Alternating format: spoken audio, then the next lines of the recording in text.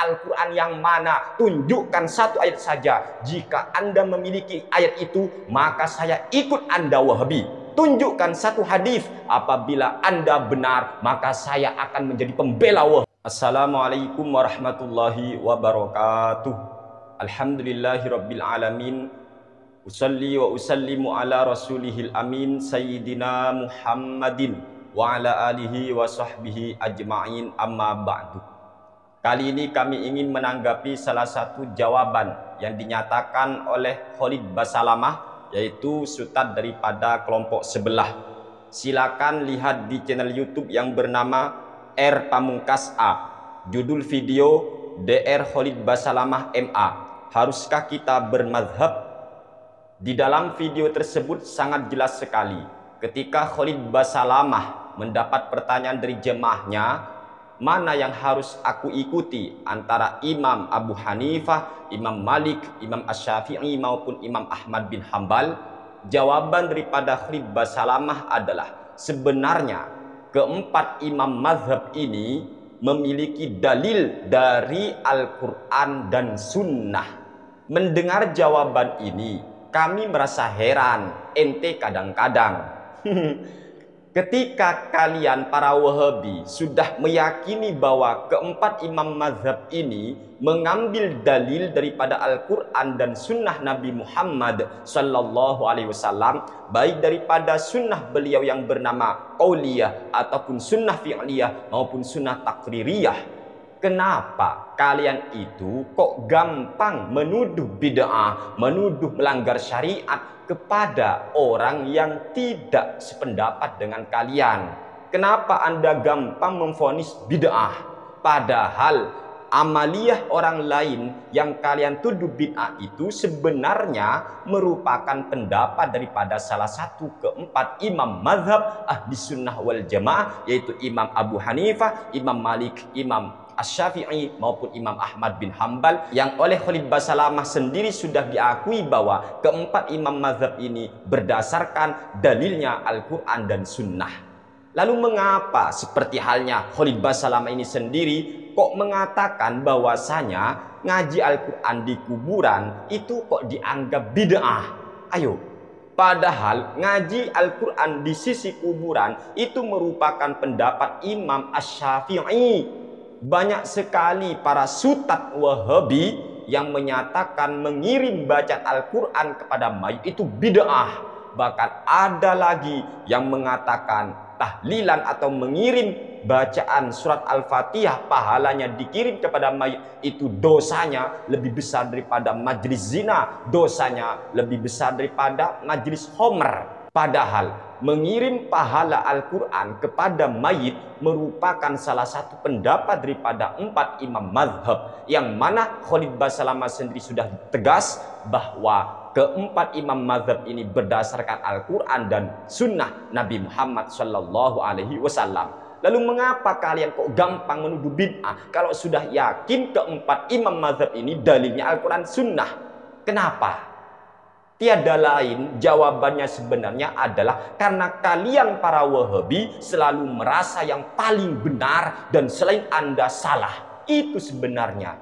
Wong Anda sendiri sudah ngakui keempat imam ini, baik Abu Hanifah, Imam Malik, Imam Asy-Syafi'i maupun Imam Ahmad bin Hambal berdalil kepada Al-Quran dan Sunnah. Walaupun terkadang cara memahami Al-Quran dan Sunnah itu berbeda. Itulah empat imam mazhab ahli sunnah wal jamaah. Kita tidak gampang menuduh bid'ah karena kita yakini mereka pasti punya dalil Al-Quran dan Sunnah. Bahkan para ulama dalam kitab-kitab mereka sudah sangat tegas diterangkan di sana, tidak boleh bagi seseorang menghukumi sesuatu langsung dengan Al-Quran, menghukumi sesuatu langsung pakai hadis, gak boleh. Kita harus kembali kepada salah satu empat imam mazhab ahli sunnah wal jamaah. Mengapa? Sebab Al-Quran dan Sunnah Nabi Muhammad SAW ini bisa menyesatkan kecuali bagi para mujtahid.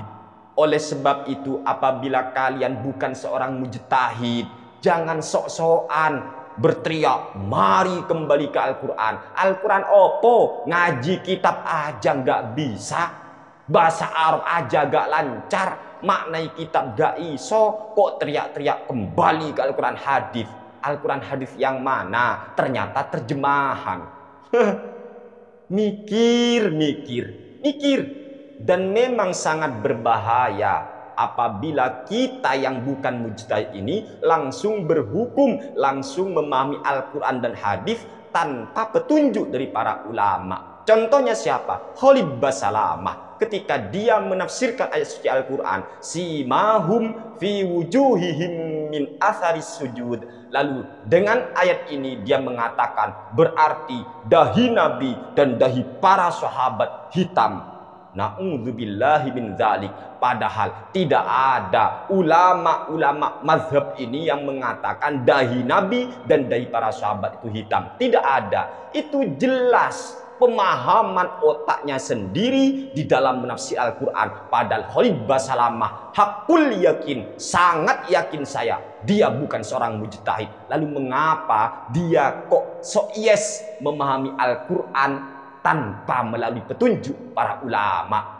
Ente kadang-kadang ini bahaya teman-teman. Dan Khalid Basalamah ini juga kan yang mengatakan bahwa orang yang punya wudhu ketika menginjak tai kucing maka wudhunya batal. Ulama yang mana? Al-Quran mana? Hadis mana yang menjelaskan hal yang demikian? Ini jelas keluar dari 4 imam mazhab ahli sunnah wal jamaah dan tidak punya dalil Al-Quran maupun sunnah. Ini yang berteriak kembali ke Al-Quran. Al-Quran yang mana yang mengatakan ketika orang punya wudhu lalu menginjak tai kucing lalu wudhunya batal? Al-Quran yang mana? Tunjukkan satu ayat saja. Jika Anda memiliki ayat itu maka saya ikut Anda Wahabi. Atau hadis, tunjukkan satu hadis Nabi Muhammad SAW yang menyatakan orang itu ketika menginjak tai kucing maka wudhunya batal. Tunjukkan satu hadis. Apabila Anda benar maka saya akan menjadi pembela Wahabi. Tunjukkan. Dan Khalid Basalamah ini juga yang mengatakan bahwa kotoran manusia adalah najis berat, najis mughalladzah. Astaghfirullahaladzim. Mazhab yang mana lagi ini? Al-Quran yang mana? Hadis yang mana yang mengatakan bahwa kotoran manusia itu najis berat? Ayo berpikir. Anda teriak 4 imam mazhab ini dalilnya Al-Quran hadis, tapi pendapat salah satu 4 imam mazhab Anda katakan ini bid'ah, itu bid'ah, ini melanggar syariat, bla bla bla. Ini kan kontradiksi dengan ucapan Anda sendiri. Anda kalau tidak ikut imam mazhab, lalu Anda mau ijtihad sendiri. Padahal syarat-syarat berijtihad itu sangat luar biasa. Bahkan mustahil rasanya bagi orang sekarang untuk menjadi seorang mujtahid.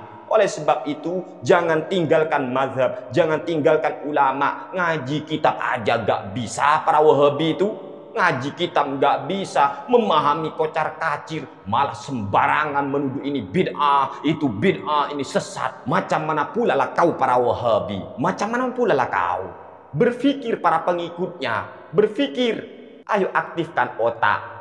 Afala taqilun, afala tatafakkarun. Kami kasihan kepada kalian yang selalu ditipu atas nama teriakan kembali ke Al-Quran, kembali ke hadis. Padahal para sutat kalian itu banyak sekali yang berbohong atas nama imam mazhab. Luar biasa.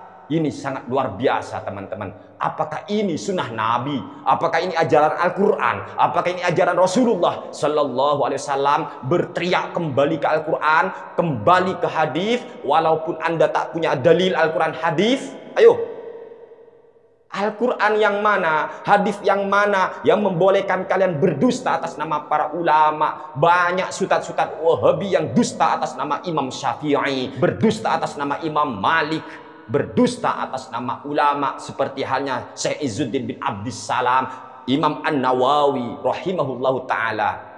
Ayo, Al-Quran yang mana yang kalian ikuti? Hadis yang mana? Sadarlah kalian. Dan kami selalu berdoa untuk kalian, para pengikut Wahabi, utamanya para ustadznya Wahabi. Semoga Allah memberikan hidayah kepada kalian, sehingga Anda kembali kepada jalan yang lurus sesuai dengan ajaran ahli sunnah wal jamaah. hadanallahu wa iyyakum ila siratihil mustaqim. Wassalamu alaikum warahmatullahi wabarakatuh.